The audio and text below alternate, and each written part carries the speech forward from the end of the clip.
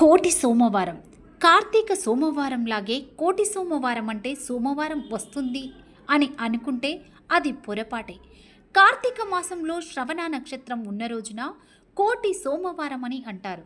2025లో కార్తీక మాసంలో శ్రవణ నక్షత్రం అక్టోబర్ 29 బుధవారం సాయంత్రం 5:29 ప్రారంభమై అక్టోబర్ 30 గురువారం సాయంత్రం 6:33 ముగుస్తోంది.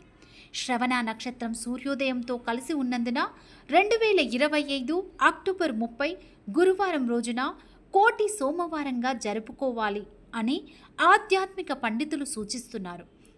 ఈరోజు ఉదయం ఉపవాసముండి ఉదయం శివాలయమునకు వెళ్ళి ఈశ్వరునికి అభిషేకం చేసుకొని సాయంత్రం ప్రదోష కాలమందు గృహము యందు దీపారాధన చేసి పూజ ముగించుకొని శివాలయానికి వెళ్ళి ఈశ్వరుని దర్శనం చేసుకొని దీపారాధన చేసి రాత్రి భుజిస్తే కోటి సోమవారాలు ఉపవాసమున్న పుణ్యం ఫలితం లభిస్తుందని పెద్దలు చెప్పుతున్నారు.